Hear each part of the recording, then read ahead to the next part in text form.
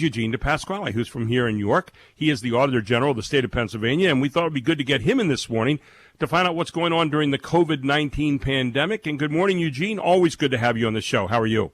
Hey, good, Gary. I just was not ready for the Charlton Heston reference as I was in the green room, so to speak. So thanks for starting it off with that one. Good morning. Yeah, I know. Hopefully everyone's doing as well as possible.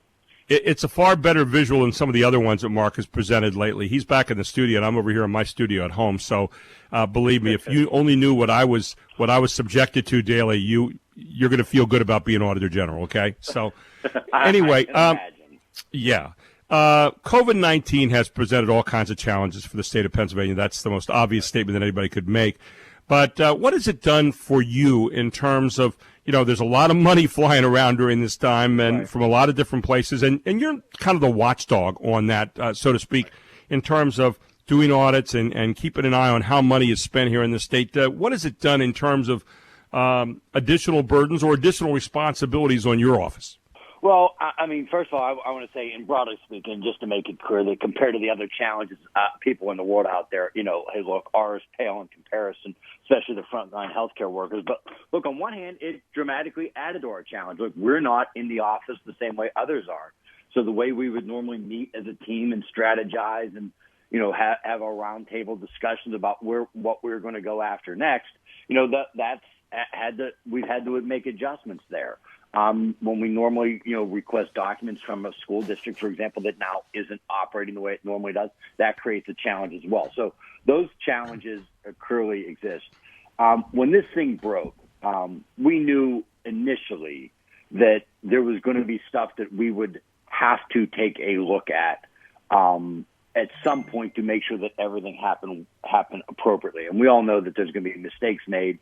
So when it broke out, we said we're going to have to monitor this situation to see, how we can help the state during this, and then what areas that we're going to pick to audit as things develop. And we've been talking about that throughout. And obviously, I announced recently that we're going to be announcing the business waiver program that Governor Wolf set up, because that one seemed to be the most ripe right now for auditing. But certainly, there's money flowing in, going to hospitals, buying medical equipment.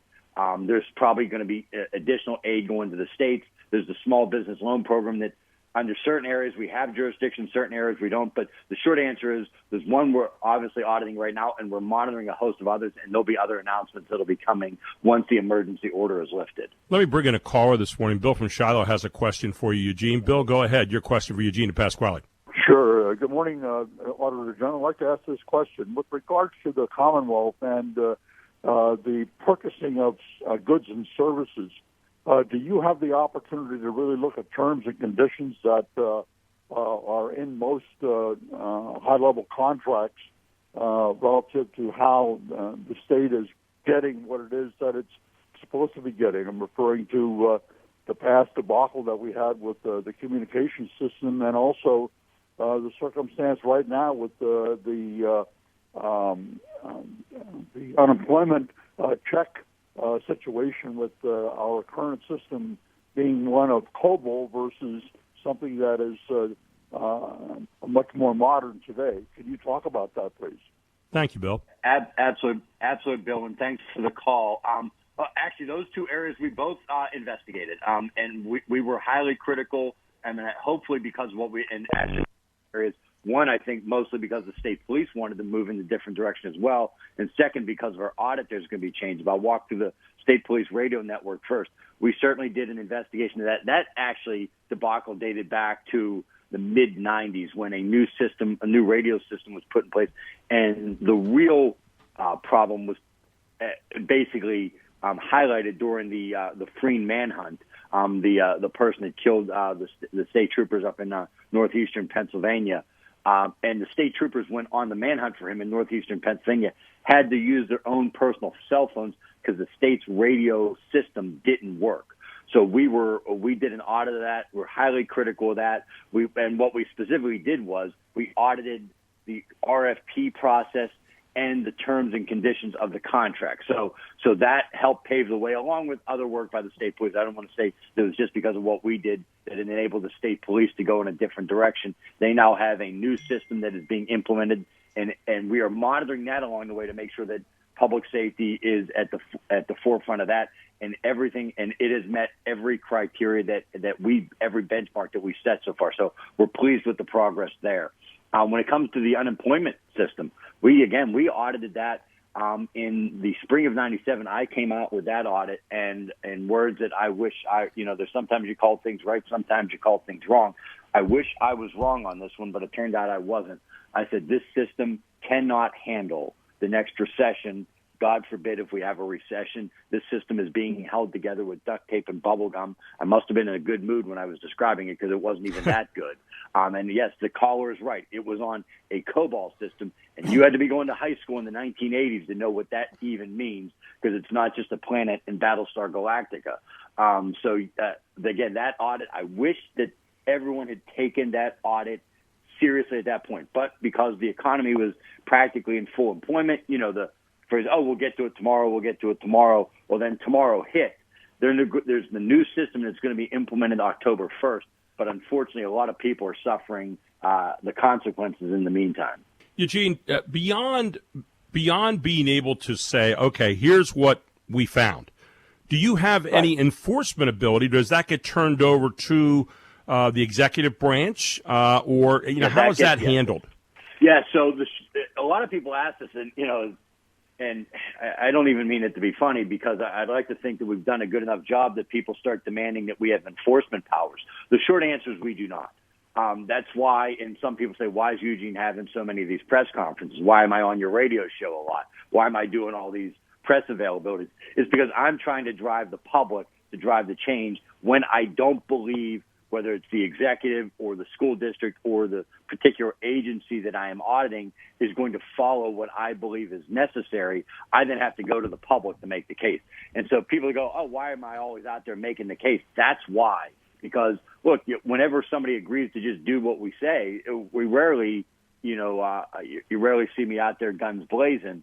But when you see me out there, that's usually a sign that I'm concerned that the entity isn't going to do what we suggested. WSBA Morning News with Gary Sutton. We're with Eugene DePasquale, the State Auditor General. Eugene, 2 days ago, as some businesses, even here in York County, opened up before the red designation to yellow, and I would suggest that people are saying yellow, but they really mean green. But the governor said, and I'm reading this from the Tribune Live this morning from Pittsburgh, out where your old neck of the woods, Governor Wolf said funding to help counties in the fight against the coronavirus pandemic, which he likened to a war that some are deserting, will be used to support those that are following the orders meant to stop the spread of COVID-19. He said funding from the Federal CARES Act that is designated for certain places and health care facilities will still go there. He said, but discretionary funds will go to areas that follow the state's restrictions. And he said, quote, we can't afford to have people desert. And so the reward for desertion cannot be that you're just like everybody else and you get the discretionary funding. Discretionary funding will go to those places that are doing everything they ought to do to keep their citizens safe. In other words, go by my rules. He called politicians who are urging business owners to flout restrictions selfish and unsafe, referred to their acts as cowardly. And he said these politicians put you at risk of losing your health department certification. They put you business owners at risk of losing your liquor license. They put you at risk of losing your certificate of occupancy. He said a decision to open a business ahead of eased restrictions is not only morally wrong, but it's also really bad business. And he said you shouldn't be reopening until the state says you should reopen. That doesn't rub people really a very good way, but a number of money issues in there and regulatory issues. Your thoughts about that? Yeah, first of all, just generally speaking, the temperature this week and the political rhetoric, and it probably started towards the end of this last week, started to get really heated. And yep. I don't even know if you want to say political, because I do think. Yeah, I think it goes beyond that. Yeah. That's right. I do think that you're seeing just raw, to be blunt, raw human emotion by a lot of people on this. So that's what I say. Like sometimes you can see someone's doing it purely for a political advantage or something. I'm not convinced that's the case with anybody here. I think you're just seeing raw emotion. Well, from my perspective as the Auditor General, we are going to examine a lot of those statements, and there's areas where governors and the legislature have purview with their own money that I don't necessarily have overview on, as long as they're complying with the law, meaning there's discretionary funds.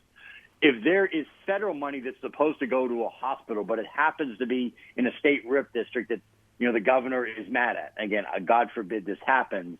And my job is to make sure that that state rep's district isn't punished because the governor's having a political feud with the state rep.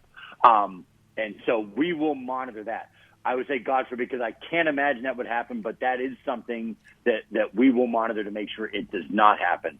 The political rhetoric, look, the only thing I would say to that is I think we're all going to be better off if everyone just toned it down and just actually picks up the phone and calls one another.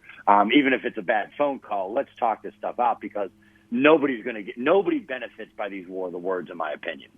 Well, and that's one of the problems that I think we've had so far, and I agree with you. I think you've made a great point that I don't think it's political. I think it goes far beyond that right now, but it does come down to, I think, power. And I do believe that power can become a real aphrodisiac sometimes, and it can also become one where you get into kind of a cocoon. I think all of us would agree that the governor had emergency powers in the beginning, but like anything else, those emergency powers do not become the way of governing. We look at Article 1, Section 1 and 2 of the state constitution, and it very clearly says the people have the power to govern. So that now brings into play the legislature. And I don't think that the governor has done a very good job here of involving the legislature as this thing has worn on and going past what many consider to be the emergency status. Your thoughts on that? Yeah, look, it is very clear to me that, let's take back the start where we started on the conversation. Human beings that have absolute power, I don't care who you are, you could be the most well-meaning, it eventually leads to bad stuff. That's why we have balance of power. That's why our state and federal constitutions are designed the way they are. Correct. We have all been isolated in some way, shape, or form over these past 6, 7, 8 weeks. That is not healthy for anybody. So to me, again, that's why I said toning down the rhetoric and picking up the phone. I don't know who's to blame. And again, because I'm not in the middle of that, but it is clear to me that they all need to do a better job of talking. So maybe it's the governor, maybe it's the legislature, maybe it's both. But it's clear that they weren't having good communication because it broke down and it broke down rapidly. And I think a lot of this is, and it's not just, I'd say it's myself too, all of us. We're all in our homes. Yeah, you're getting out maybe for a walk, you're doing this, doing that, but we're all isolated, and that's not the way we normally function. And I tell you, we all saw it last week. It started at the end of last week and festered into this week. There was a break.